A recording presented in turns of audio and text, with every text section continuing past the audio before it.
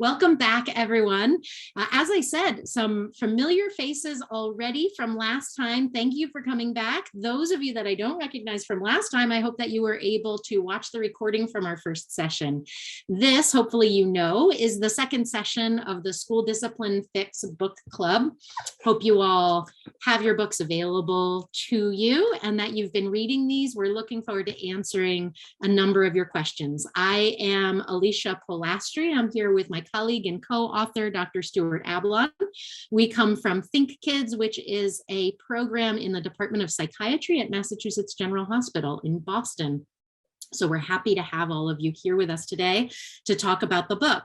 Just a reminder of where we are in all of this. There are 3 sessions total, and we are in number 2 of 3. So last time we talked about chapters 1 through 5 of the book. We talked about rethinking challenging behaviors, or the philosophy of collaborative problem solving. And this time we'll be talking about the intervention itself, doing collaborative problem solving in schools with a focus on the Plan B process. If you've read the book or if you've been to our trainings before, you know that Plan B is the heart of collaborative problem solving. It is, I like to say, the collaborative problem solving part of collaborative problem solving. The approach is more than Plan B, but Plan B is certainly the heart of the approach and takes the most work and the most learning to do. Next time, we'll be talking about scaling and sustaining the shift in discipline school-wide. So if you are sitting on questions related to how do I implement this school-wide, how do I get my colleagues to use CPS in schools, that will be saving for next time.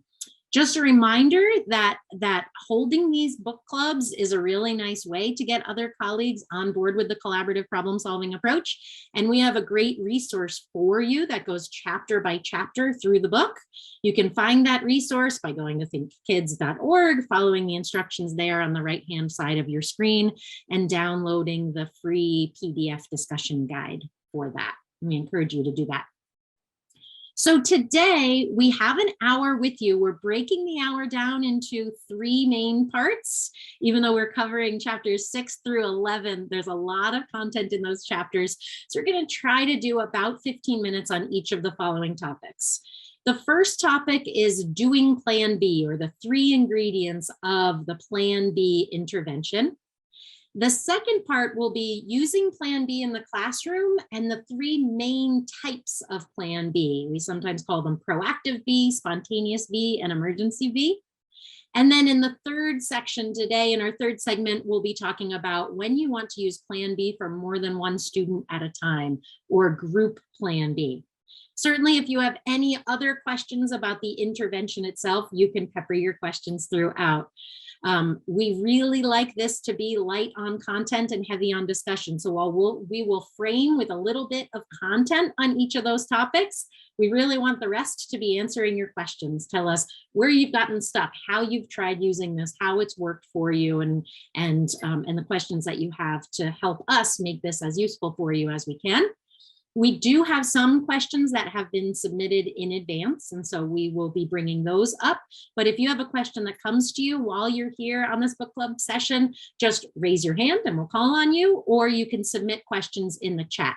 Anything related to Plan B is welcome, and you can just type in the chat for everyone to see, and we've got folks that are here helping us monitor that. Again, questions on school-wide implementation will be saved for next time. So without further ado, I'm going to introduce the director of Think Kids, my colleague and co-author, Dr. Stuart Ablon, to start talking a little bit, framing the discussion about the Plan B, the intervention part of CPS. Stuart. All right, thank you, Alisha. Nice to see everybody here. As Alisha said, I'm going to do a really quick sort of once around the world of Plan B, what you read, just summarizing it. And then we'll get right to your questions and comments. So this thing we call Plan B, it only has 3 ingredients, which is, one would think makes it pretty simple. And I always like to remind people, don't confuse simple with easy. It is simple, there's only 3 ingredients, but it's not so easy. And particularly it's not so easy because the first ingredient, what we call the empathize ingredient, is actually the hardest one. In the empathy ingredient, just a reminder, what we ask educators to do is to become detectives. It's really an exploratory process where what you're doing is you're trying to bring up some problem to be solved. Note that I said a problem to be solved, not a behavior, not a lagging skill, but a problem, a situation that gives rise to challenging behavior. You're trying to bring that up as neutrally as possible and then go into investigative mode by asking questions, reflecting anything you hear back from the student. If need be, taking some educated guesses, because this is not the first kid I'm sure that you've seen in this kind of a predicament. And if need be, also helping to regulate the student by reassuring them that this is plan B, not plan A. In other words, reassuring them that you're really just trying to understand what their point of view is, their perspective, their concern, what's hard about a situation from them, for them. So you're really trying to remind them they're not in trouble. You know there's a good reason this is a struggle, and you're just trying to understand what that's all about. And basically, you're playing detective. You're trying to make it not feel like the kid's on the witness stand, but rather that it's not an interrogation, but it's an exploration together, where you're trying to identify the student's concern or perspective about the problem. And the reason I'm doing this with my hand is what it says to you is, once you have the student's concern and perspective on the table, and the student's relatively calm and well-regulated because they've been understood and empathized with, then and only then do you move to the second ingredient of plan B. We call it the share ingredient. What are you sharing? You're sharing your concern or perspective about the situation. Note, not your solution, but your concern. So once you get the kid's concern on the table, you are sharing your adult concern, perspective, point of view. And I like to use my hands whenever I recap this because it reminds you you're doing plan B. And actually, let's get your fingers warmed up on the chat here real quick. Ready? I'm going to just ask you a couple quick questions. If you only have one set of concerns on the table and it's the adults, what plan are you headed for, folks? Show me in the chat. Just type a letter. Julianne got on that quick. Kelly, yeah, you got it. If you only have one set of concerns on the table and it's the adults, you're headed for A. However, if you only have one set of concerns on the table and it's the child's concerns, what plan you headed for there, folks? Y'all got it. So how do you know you're doing plan B? You must have both sets of concerns on the table. First ingredient is where you get the kid's concern. Second ingredient is where you get your concern on the table. And only once you have those two sets of concerns, kids with you, do you go to that third ingredient of plan B, which is where you're going to try to start solving this together, which is interestingly often the easiest of the three ingredients.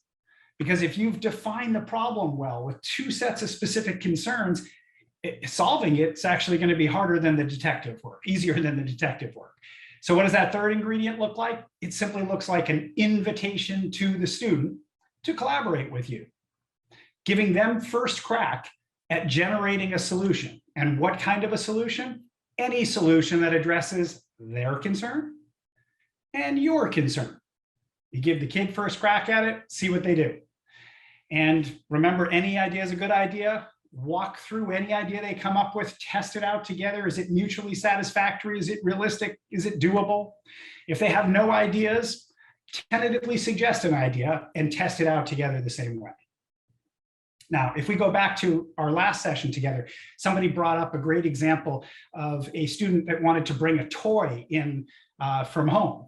And I remember talking about how, you can do all kinds of nice plan A, like saying to the kid that, we don't bring toys from home, but I'll take it with me and I'll put it in my special drawer and keep it locked there so it's safe and I'll be able to give it back to you when the school day is over. That is really nice.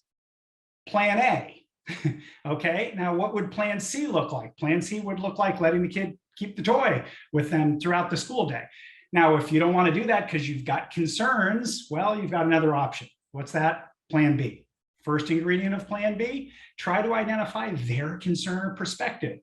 In other words, why do they want to bring the toy in? Okay, and if they say because they like it, don't stop there. You got to drill down. The more specific, the better. Because honestly, there are going to be different solutions for different concerns.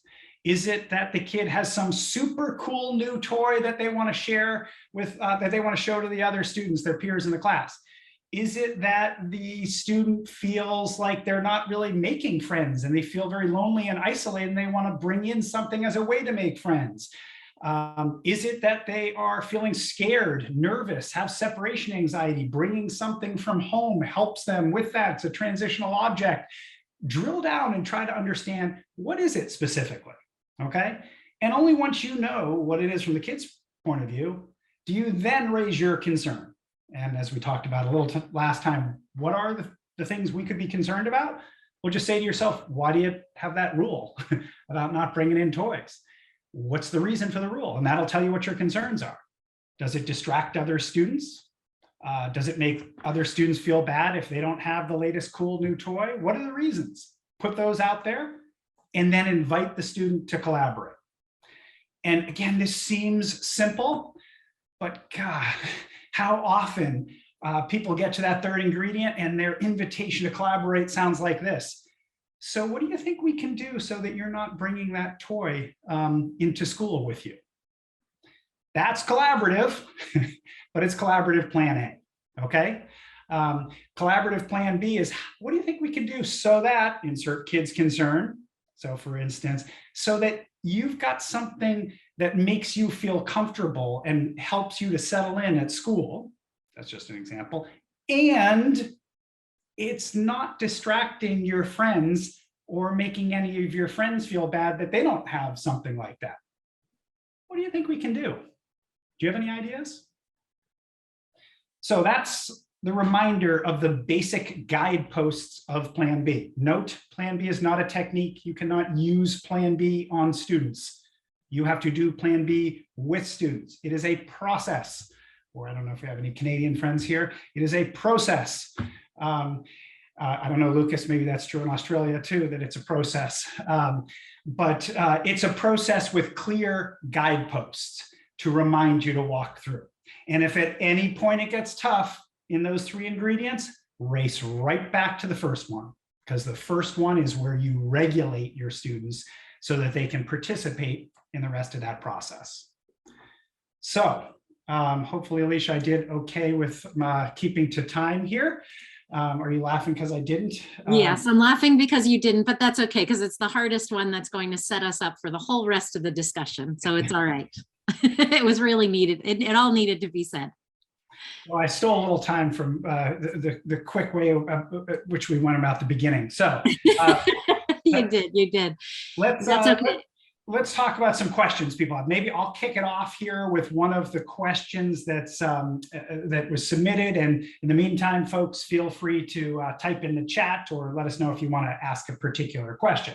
But one of the first ones is, okay, so you filled out that lagging skills survey, as somebody put in their response to us. How do you put the model CPS into action? Well, the answer to that is hopefully you haven't just filled out the list of skills that a particular student is struggling with. Hopefully you've completed the other aspects of the assessment. Most importantly, you've got a list of predictable problems that those lagging skills are leading to. In other words, the situations that are precipitating the challenging behavior. And what do? Well, you start prioritizing. You decide, where are we going to start Plan B on that list of problems, and then you begin to practice these three ingredients that I just described over one of those problems at a time. Now, you may say to yourself, what do I do with the other problems? Well, you know the answer to that from last session. If you're not doing B yet, nice thing about this model is you only got two other options, A or C. So how you put the model into action, list those problems, decide which plans, start going with Plan B.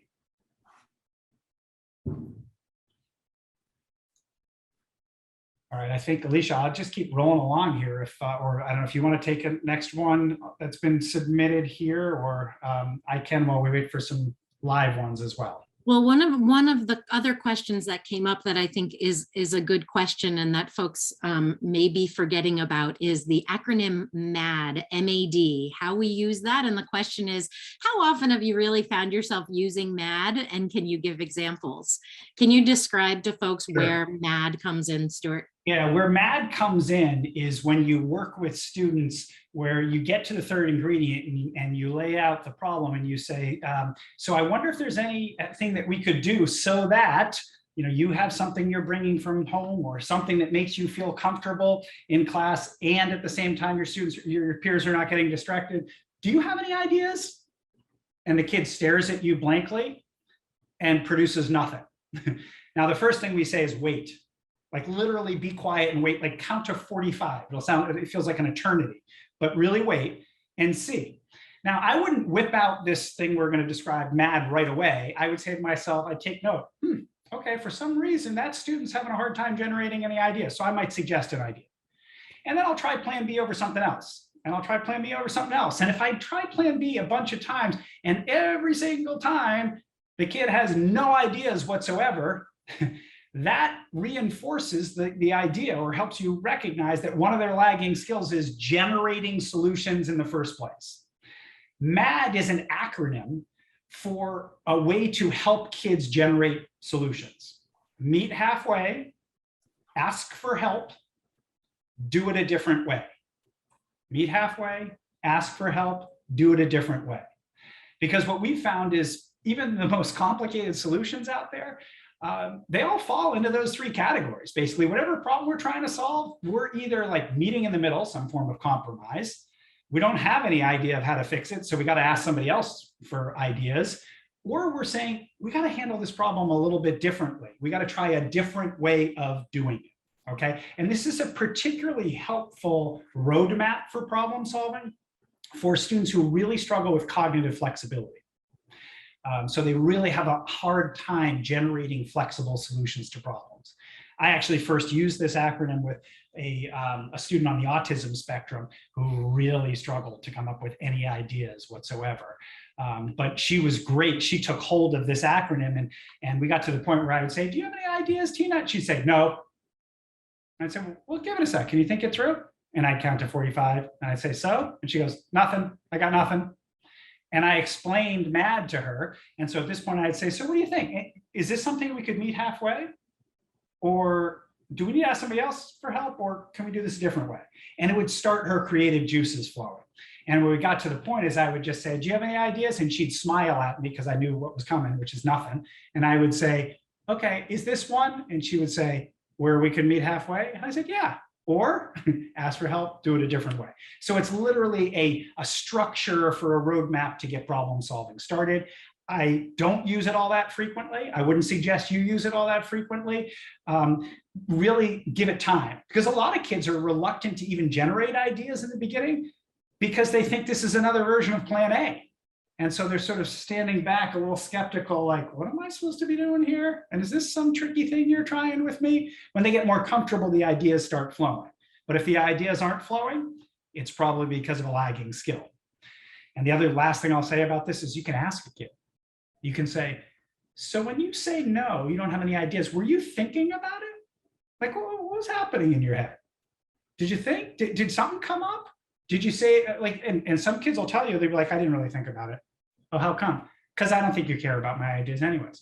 Oh, that doesn't sound like a lagging skill to me. That sounds like a lack of trust. I'm not sure MAD's going to help with that. All right, you get my point here.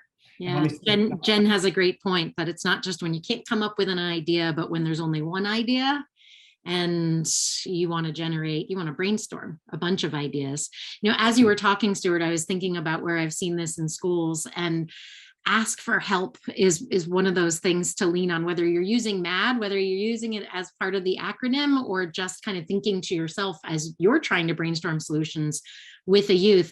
Asking for help is so critical in schools, because so much of the time, the problems that you may be discussing with a student are something that you need to ask the music teacher to jump in about, because maybe something that's going on started back in music or on the playground or in the lunchroom, and you may actually need to bring in other folks. That's right. It's a great point that you actually, sometimes you bring other folks just to get new ideas, fresh ideas, and a different perspective. But sometimes it's because people are, closer to the problem, or sort of have a different vantage point on it, for sure. And Jen, thank you for your comment, which is a great one as well.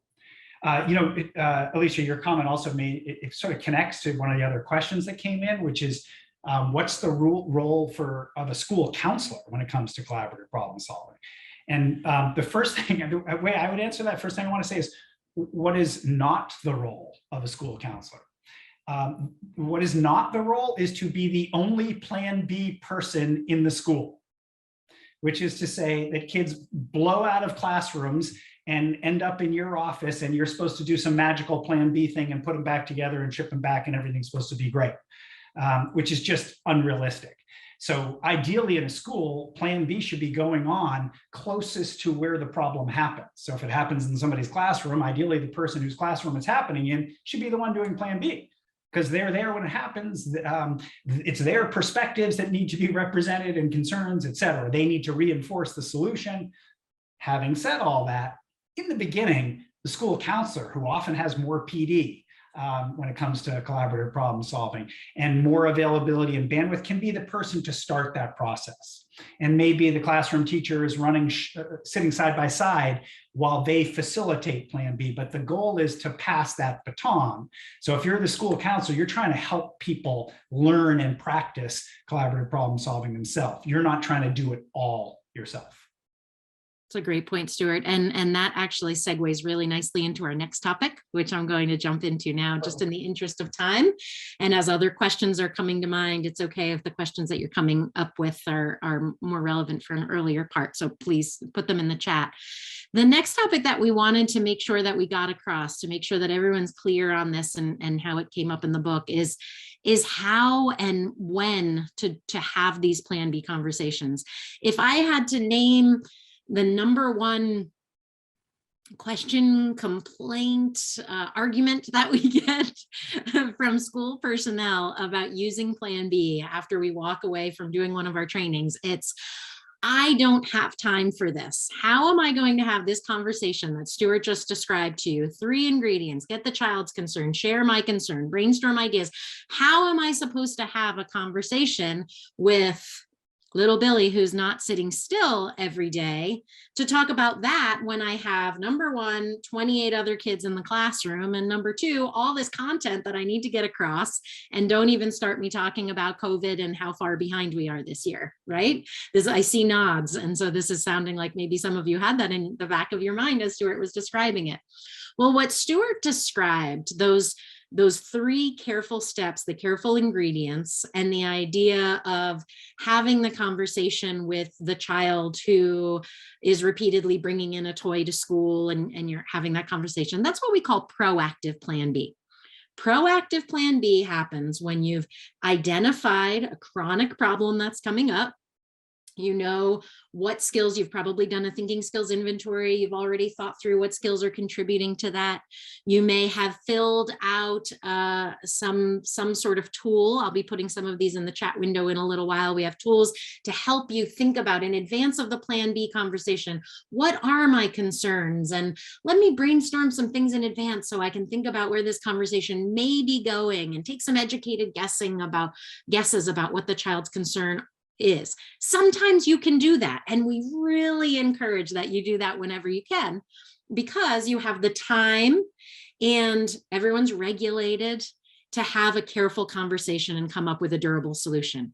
That's not always possible. So proactive Plan B, definitely the preferred way of having a Plan B conversation, but sometimes it doesn't go down that way. There are 2 other common ways that this does go down, and we want to make sure that you're prepared for doing those same steps and thinking about Plan B the same way, but in tougher situations. The first situation is what we'll call spontaneous Plan B. This is when a student comes up with a question, asks for something in the moment, and you already have those 28 students sitting there, and you're already halfway through the content, and the student says, hey, can I take out my Pokemon cards?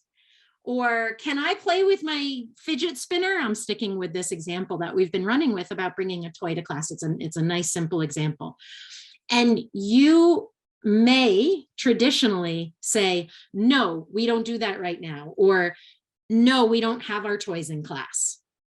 And what we would encourage you to do, particularly for a child where there's a history where imposing the adult's will in that moment leads quickly to challenging behavior. So you may go to say no, and you think, oh, geez, I'm going to say no. and the desk's going to flip or the Pokemon cards are going to get thrown. So this is not going to go well. You know that that's not going to go well. What can you do instead? What we encourage you to do is a very, very quick, spontaneous plan B. Pokemon cards right now? Why? What's up? Or tell me more about that. Fidget spinner. Are you feeling like you need the fidget spinner? How come? What you're looking to do is a very quick ingredient one to get the child's concern and to find out what's going on.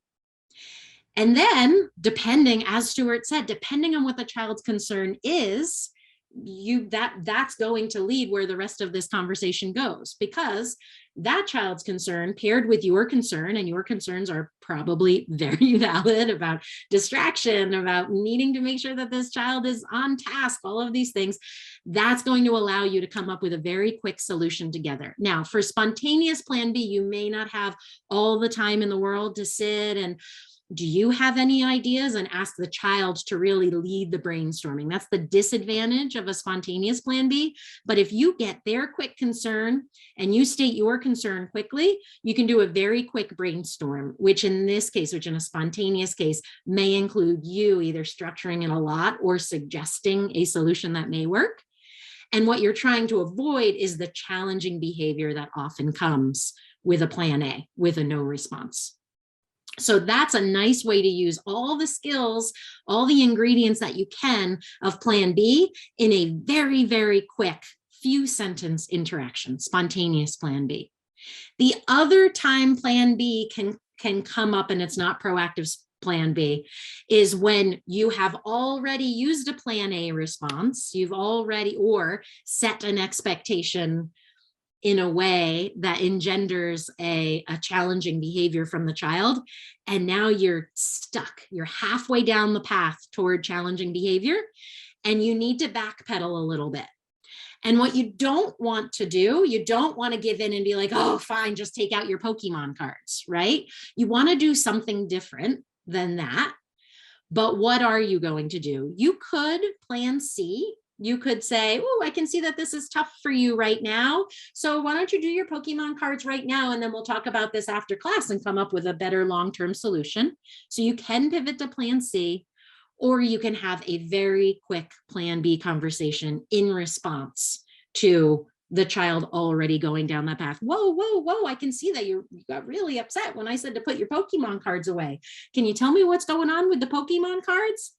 Perhaps you'll hear that the student next to the student in question just had his Pokemon cards out, and the student that's erupting right now felt like it was really unfair. Whatever it is, you're looking to just take a moment to clarify what's going on from the student's concern, from their point of view, state your concern again, and come to a quick solution to get everybody re-regulated and to avoid that challenging behavior. So in the classroom, we recognize you can't always be doing proactive plan B. You want to do that as much as you can, particularly for the chronic problems. But sometimes these problems are coming up more quickly, and spontaneous B and emergency B give you those options to respond in ways that avoid the challenging behaviors and the disruptions to your class, and hopefully are building skills and relationship along the way. Questions about these? Alisha, let me just follow up on a few things in the chat here. So Kelly is pointing out that it's always helpful to remember this idea of be curious, not furious, for spontaneous or frankly emergency B. In other words, anytime that a student's dysregulation is likely engendering some dysregulation in us, remembering to try to maintain the stance of curiosity, be curious, not furious, is helpful. And that's true, by the way, in proactive plan B as well. You're trying really hard to approach things from a vantage point of curiosity. But it's easier proactively to sort of be curious, not judgmental, than it is spontaneously or in an emergent situation where we may be getting dysregulated as well. Libby's has a question actually about doing a whole class or group plan B, which is actually going to be our next topic. So Libby, sit tight on that one. I think we'll get back to that one. And while we see if folks have any other questions to type in here, one thing I just wanted to clarify is since we're sort of going off of some examples that folks shared last time around, I wanted to be clear they are tending to be with younger kids, littler kids and littler problems, but that everything we're talking about is just as applicable and perhaps even more important when you're talking big kids, big problems. So it may not be Pokemon and spinning toys and things like that. It might be, I'm pretty sure that he's getting high before my class every day. And I think I may have just seen him dealing in the hall as well, or something like that. Or gosh, I'm thinking of a situation with a kid that I was consulting about where she tends to be rather late to class, but also disrupts class when she enters class, and pardon my language for a moment, but she tends to join class by flinging open the door and yelling, "Yo, bitches, I'm here." So that may not be Pokemon we're talking about, sort of a different level of problem and challenge, but all the same principles apply, okay? So, and certainly, by the way, if you replace Pokemon cards with phone, that's an automatic way to jump that same example up to the older kids. That's the one. Can I call my mom? I forgot my cleats. Can I call my mom real fast? Great opportunity for spontaneous B. Child texting in class, great up, and you say, put your phone away. We don't have phones out in the classroom. And they say, God, you don't even know what's going on, and start getting disruptive in class. Great opportunity for emergency B. Those are ones that I also hear a lot from, that may not be quite to the level of those that Stuart's describing with dealing drugs in the hallways, but are coming very frequently in schools these days. And folks, a good entry point I personally find to emergency or spontaneous B with any kind of a request is to quickly say, I'm not saying no, which often immediately diffuses, because basically what you said is, I'm not going to do plan A, okay?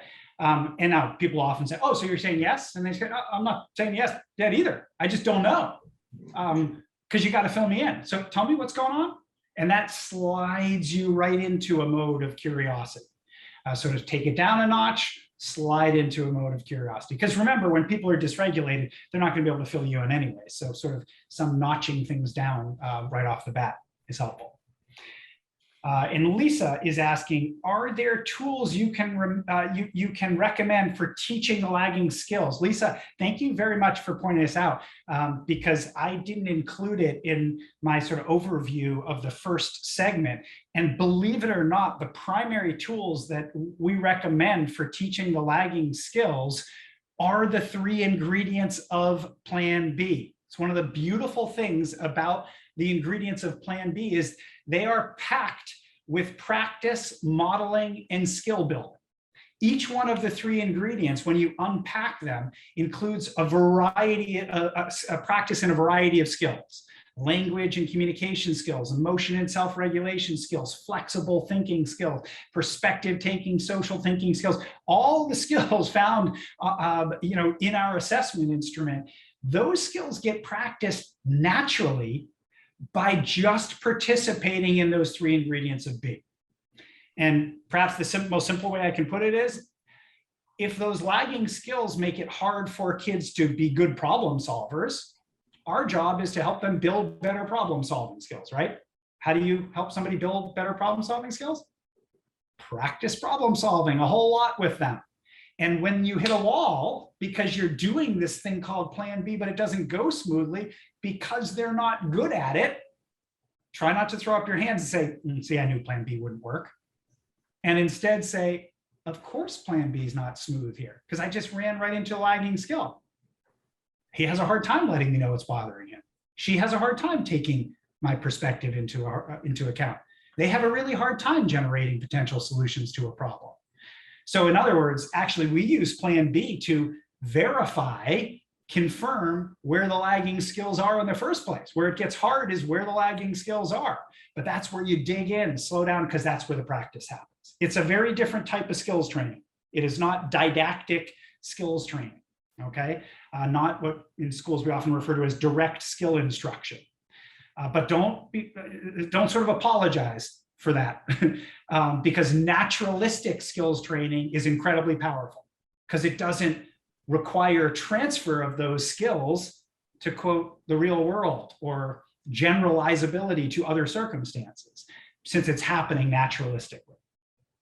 And Julianne, great comment. The skills training is not just for the kids. Guess who else has to practice all those skills when you do Plan B? That's why it's hard for us, because it requires skills to do. And Alisha's team has actually shown with our research that when kids and adults practice Plan B, people develop skills, which is, by the way, a way of saying you sort of change people's brains. I mean, you're literally building new pathways in the brain. Kids get better at executive functioning skills.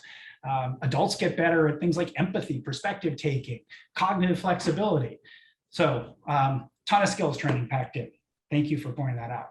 I just want to bring this back for those that are saying, gosh, I wish I understood this better, and we have limited time with you. Chapter 7 is all about how Plan B builds skills and goes through each of the ingredients of Plan B and how we see that ingredient as helping us identify lagging skills and build the skills.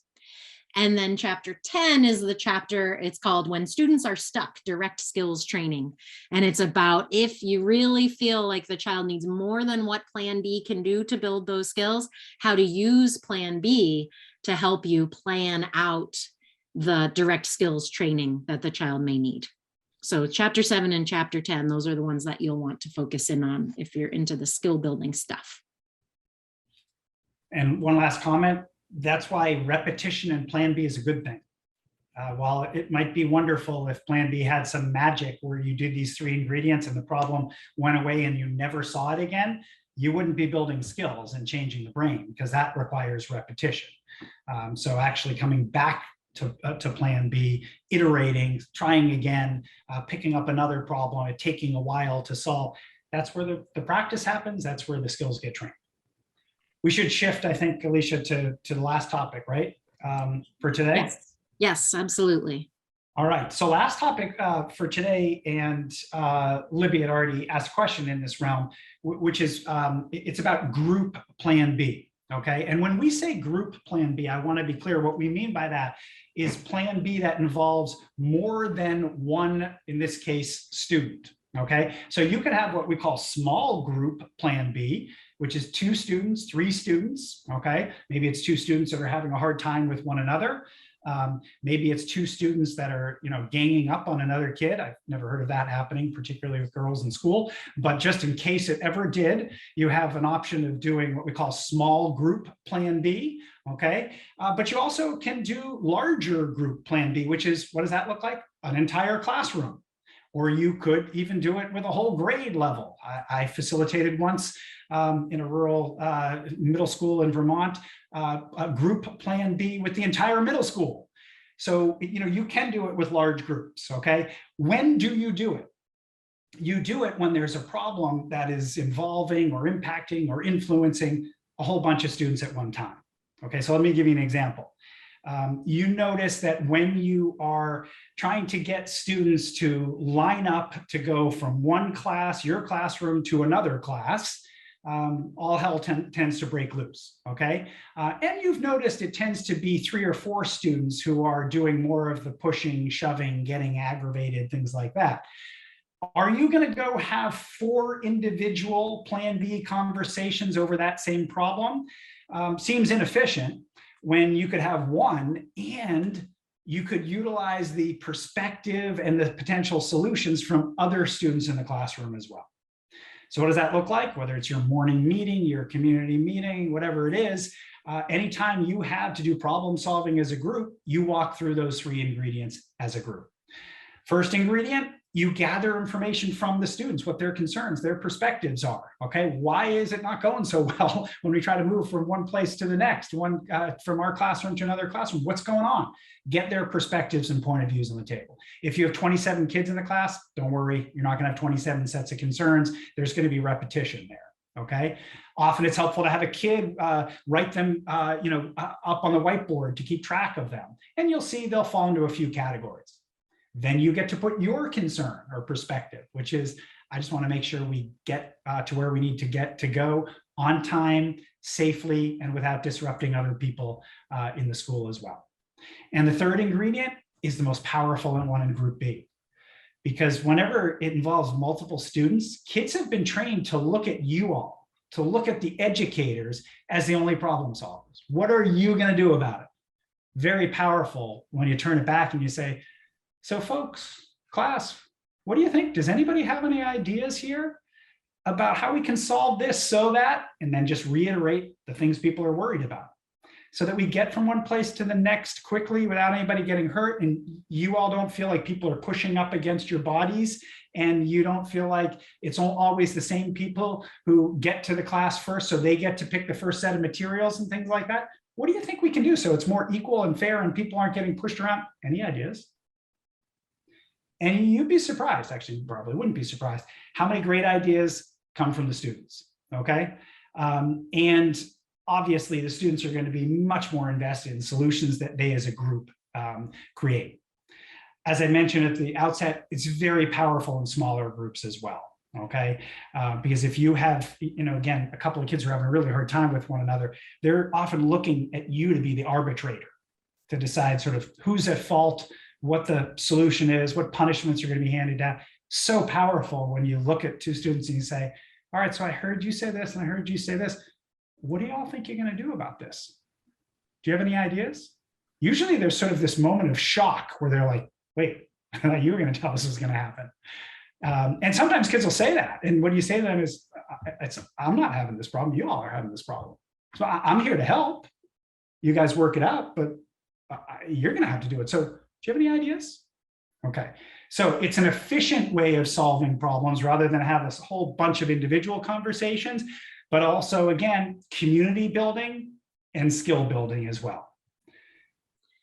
So I haven't forgotten that we need to get back to Libby, and we will, but Jennifer just asked a clarifying question. That's an important one. She said, I'm still struggling how to start the conversation without adding my concerns first, especially with a whole group. And that is starting a Plan B conversation, whether it's with an individual or with a group, is often the hardest part. My go-to strategy for this, if you're having trouble with this, Jennifer, or anyone, is just state what you observe. I notice that when we line up to go to class, things get a little crazy and haphazard. What's going on? And then their concerns will surface. You don't need to say, I noticed that everyone's really loud in the hallway, or I noticed that we keep being late to music class. That's kind of embedding your concern. But just like, gosh, I noticed that something's going on here. Can you all tell me what's been happening? Very, very neutral, very what you observe. And if you keep it to that, you can often keep your own concern from getting embedded. Is that helpful? And Jen, I think, by the way, the fact that Jennifer, that you're noticing this and that you're sort of separating out and seeing that you're leading with your concerns, that's fantastic. Because you've got your concerns clear already. You just need to hold back on them. And as Alisha is saying, you just need to label the situation in which those concerns are coming up. Okay. And I tend to be sort of like externalize the problem here. Hey, this whole line thing isn't going so great. What's up with the whole line thing lately? You guys, what do you think's going on with that? It's purposefully a little vague, trying to get an entry point. Does that help though, Jennifer? Let us know. And you know what's really great? When you do a group Plan B like this, and after all the kids state their concerns, you don't have anything to add. If all of their sometimes you're doing a group B because there's something going on that's all messed up, and you don't have a concern except that there's conflict, or that the kids aren't happy, or that they're arguing with each other. And if once they put everything on the table, you don't have a concern to add, that's fine. In that way, ingredient 1 and ingredient 2 kind of get squished together, and that's okay. When it comes time to share your concern, if you don't have anything to add, bonus, because then they don't have to account for the teachers or the counselor's perspective in all of this, which is even better. Then you're just, when you're brainstorming solutions, you're brainstorming solutions that address all the concerns on the table. That students, and that students, not yours. Totally fine. So Stuart, let's go back to Libby's question. Sure. And I think I understand the question. And Libby, you can correct us if we're not getting it. But when doing a class or group plan B, any advice of the student solution they decide upon or keep going to is more of a punishment? Do you know where this is going to? Of course it is. It's the same reason if you visit a kindergarten classroom and you ask kids, just hypothetically, how should you handle a student who does something they shouldn't do? They will immediately reel out all of the traditional disciplinary responses because they've been sort of well-trained. And I actually suggest responding to it the way you respond to any other solution, or the way we suggest you respond, which is by saying, that's an idea. Well, let's think about it together. And the first thing you're going to ask is, would that address your concern or what you're worried about here? Because invariably, the punishment is not going to address the student's concern or perspective. And it is actually sort of shocking how often kids bring up solutions that address adult concerns and not their own. Again, because they've been well trained that this is sort of what their participation is supposed to look like. And you may need, Libby, to drill down on it a little bit. You might have to say something like, well, so like a detention like that, I mean, I guess that would motivate you not to do this, but that's not what I'm hearing the problem is. What I heard you say is that the reason you're not sitting down in your seat in the beginning of class is because when you sit down, you start to fall asleep, and you don't want to fall asleep first thing in class. So you're trying to keep your energy level up. I'm not sure how a detention is going to fix that. What do you think? So it's literally just the litmus testing process. Okay. And we see that with individual plan B, group plan B, everything. So Kelly asks, when you're having group plan B, when there's a group of students, for instance, this sounds like it may not be hypothetical, 3 to be exact, that are not getting along, can the 4 tools for regulating still be utilized for all 3 students doing the group plan B? Absolutely, because one of the biggest challenges you have with group B when there's heat involved is that you have to start somewhere. So, and generally, I recommend starting with the most dysregulated kid, or the one who has the hardest time regulating their emotions, because you can go heavy with the regulating tools, right? Reflecting what you hear from them, reassuring them. But other students sitting and listening to this are going to start to get amped up themselves and want to jump in and say, but that's not true. And he started and this and that.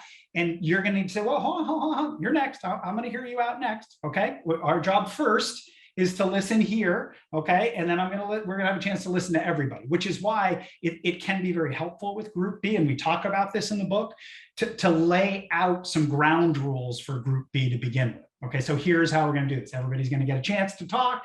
I wanna hear from everybody what their perspective, their point of view is. I may have one as well, and then we're gonna put our heads together. So you sort of share what that process looks like. I will say, Kelly, if you've got something that's really hot, and people are going to have a hard time listening to each other, you might have to separate people.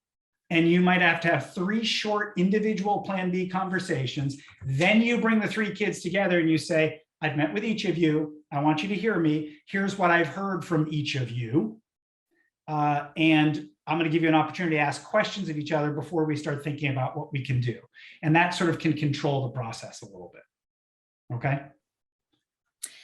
If anyone's saying, oh, shoot, what tools are we talking about? Page 59 has a list of the 4 tools that we typically use. We say during ingredient 1, but they can be needed during any particular ingredient. 2 of those are what we call our regulating tools, reflective listening and reassurance. Those are the 2 that you want to be relying on.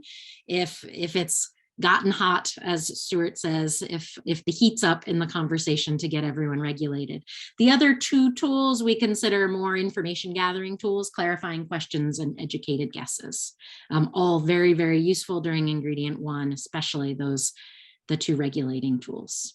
I mean, thank you for emphasizing this, Alisha, because we cannot emphasize this enough, folks. I can't guarantee you that the first ingredient of plan B is always going to go well if you stick to those 4, but I can almost guarantee you it's not going to go poorly. Plan B usually goes poorly when somebody leaves that arena, when they do something other than those 4 things. So if you just toggle back and forth between those four, you can rarely go wrong. Okay. And you can think of it like a little flow chart. You start with questions. If you get answers, you can reflect back what you've heard.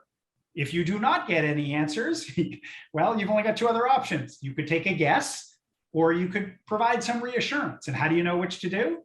Well, you take a guess if you think they're having just a hard time putting it into words. You use reassurance if you think, I think they probably can answer my question, but don't trust this process, don't know where this is going, or skeptical, etc. So you just toggle back and forth between those four tools.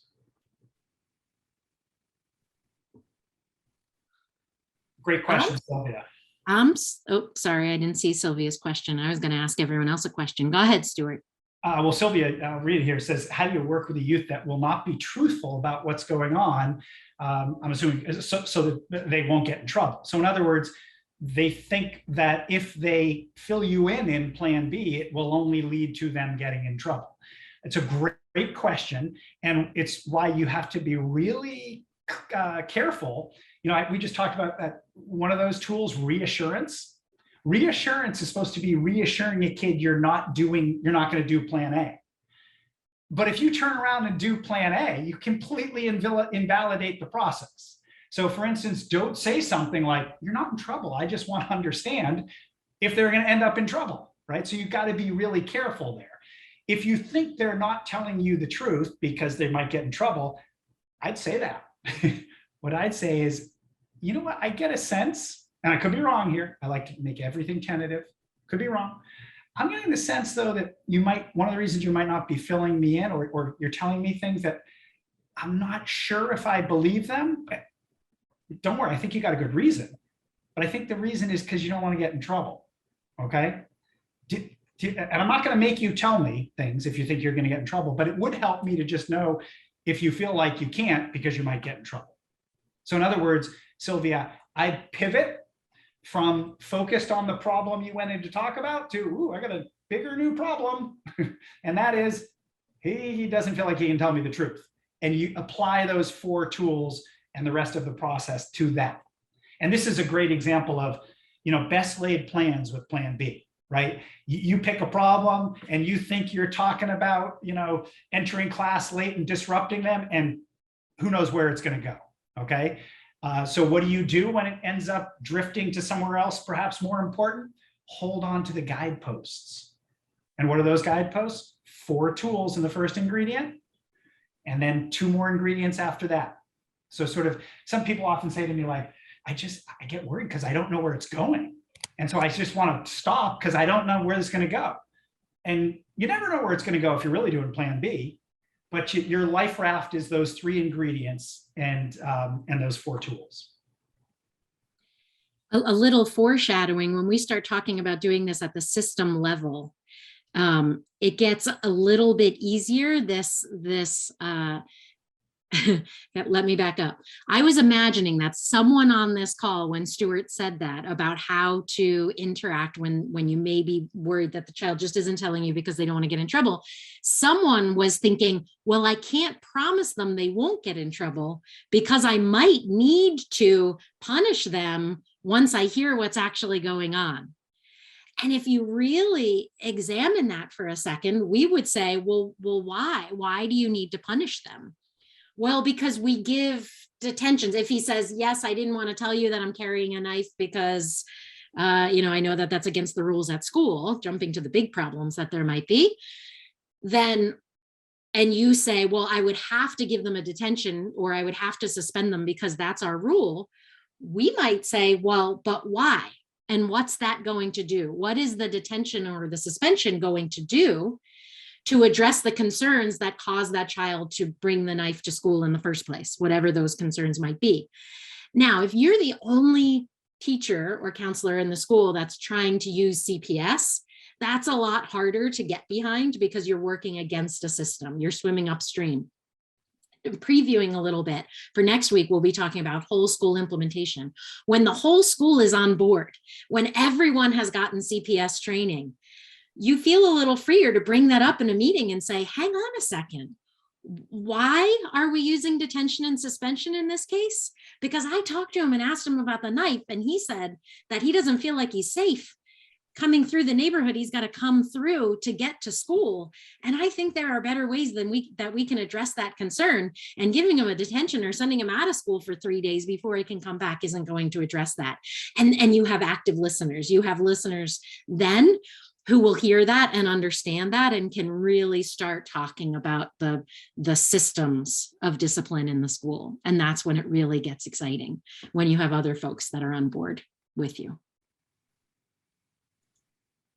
Before we go today, I actually wanted to give a little gift to everyone that's here. This will also, for anyone listening to the recording, this will also come out in the email.